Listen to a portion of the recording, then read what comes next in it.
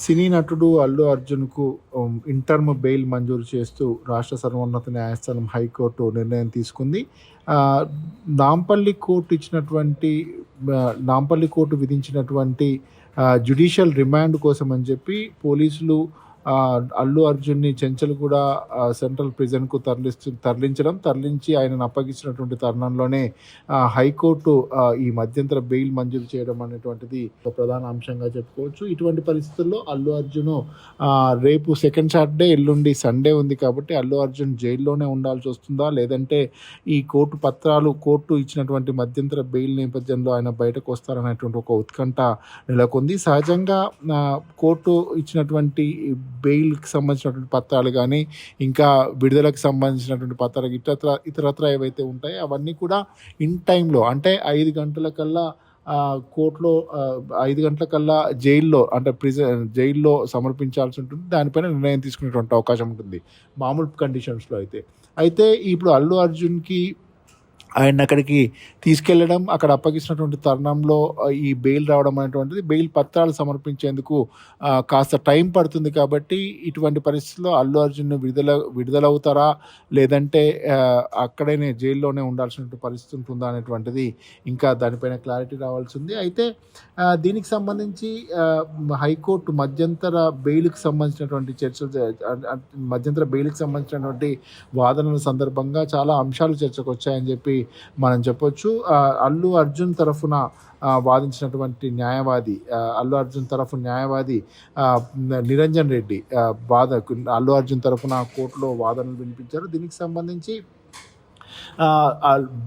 ప్రతి సినిమా విడుదల రోజున అల్లు అర్జున్ థియేటర్కి వెళ్ళి సినిమా చూస్తారు. థియేటర్ యాజమాన్యం, థియేటర్ మేనేజ్మెంట్, అలాగే నిర్మాతలు పోలీసులకు సమాచారం ఇవ్వడం, అక్కడ అవసరమైనటువంటి అన్ని ఏర్పాటు చేయడం, సర్వత్రా ఏర్పాటు చేయడం అనేటువంటి సహజంగా జరిగేటువంటి అంశాలే. అయితే ఈ పుష్ప 2 రిలీజ్ సందర్భంగా అల్లు అర్జున్ రాత్రి 9:40 సమయంలో సంధ్యా థియేటర్కి వెళ్ళారు. సంధ్యా థియేటర్లో ఫస్ట్ ఫ్లోర్లో ఉన్నటువంటి ఒక బాల్కనీలో ఫస్ట్ ఫ్లోర్లో ఉన్నటువంటి ఒక బాక్స్లో కూర్చొని ఆయన సినిమా చూస్తూ ఉన్నారు. ఆ సినిమా చూసినటువంటి సమయంలో ఫస్ట్ ఫ్లోర్లో అంటే గ్రౌండ్ ఫ్లోర్లో ఉన్నటువంటి థియేటర్ గ్రౌండ్ ఫ్లోర్ ప్రాంతంలో తొక్కిసలాట జరగడం, ఆ తొక్కిసలాటలో ఒక మహిళ మరణించడం అనేటువంటిది జరిగింది. కాబట్టి ఈ అల్లు అర్జున్కి ఈ మహిళ తొక్కిసలాటకు సంబంధించి ఎటువంటి సంబంధం లేదు. కాబట్టి దీనికి అల్లు అర్జున్ పైన పెట్టినటువంటి కేసులు ఏవైతే ఉంటాయో పెట్టినటువంటి ఈ సెక్షన్లు ఏవైతే ఉంటాయో అవి వర్తించవు అని చెప్పి ఆయన గట్టిగా వాదించారు. అయితే ఈ మొత్తం వ్యవహారానికి సంబంధించి కోర్టు స్పందించినటువంటి తీరు ఒక చర్చనీయాంశంగా మారిందని చెప్పొచ్చు. ఎందుకంటే మామూలు ఒక నటుడిగా ఆయన అక్కడికి వెళ్ళారు కాబట్టి నటుడు అయినంత మాత్రాన మామూలు మనిషికి ఉండేటువంటి ఫ్రీడమ్ ఏదైతే ఉంటుందో దాన్ని మనం కాదనలేము. కాబట్టి ఈ అల్లు అర్జున్ పైన పెట్టినటువంటి సెక్షన్స్ ఏవైతే ఉంటాయో వర్తిస్తాయా లేదా అనేటువంటి అంశం పైన కూడా విచారణ జరగాల్సింది అని చెప్పి న్యాయస్థానం అభిప్రాయపడింది. ఇటువంటి పరిస్థితుల్లో ఆయనకు మధ్యంతర బెయిల్ మంజూరు చేస్తూ కూడా నిర్ణయం తీసుకుంది. అయితే దీనిపైన ప్రభుత్వం తరఫున వాదించినటువంటి పబ్లిక్ ప్రాసిక్యూటర్ భారీగా జనాలు తరలి వచ్చారు. జనాలకు అవసరమైనటువంటి ఏర్పాట్లు పోలీసులు చేసినప్పటికీ కూడా అక్కడ థియేటర్లో జరిగింది కాబట్టి అటు అల్లు అర్జున్కు థియేటర్ యాజమాన్యానికి దీంట్లో సంబంధం ఉంటుంది అని చెప్పి ఆయన వాదించేటువంటి ప్రయత్నం చేశారు. ఏదేమైనప్పటికీ కూడా దీనిపైన ఈ క్వాష్ పిటిషన్ పైన సోమవారం నాడు సోమవారం వాదనలు విందామని చెప్పినటువంటి న్యాయస్థానం ఇప్పటికిప్పుడు ఇంటర్మ్ బెయిల్ మంజూరు చేస్తూ నిర్ణయం తీసుకుంది అని చెప్పొచ్చు. కాబట్టి ఈ మొత్తం వ్యవహారానికి సంబంధించి అల్లు అర్జున్కి కాస్త ఊరట లభించింది ఈ వ్యవహారానికి సంబంధించి అని చెప్పొచ్చు.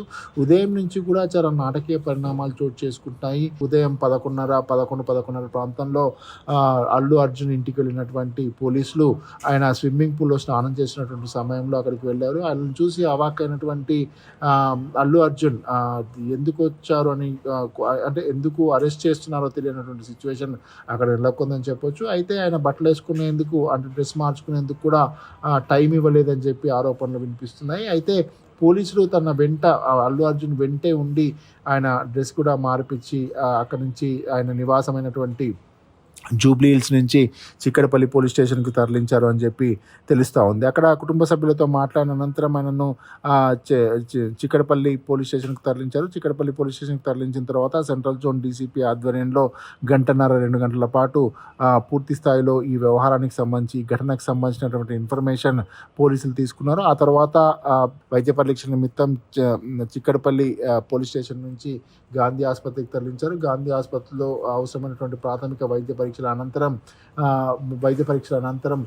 3 గంటల ప్రాంతంలో అల్లు అర్జున్ని నాంపల్లి న్యాయస్థానంలో న్యాయమూర్తి ముందు హాజరుపరిచారు.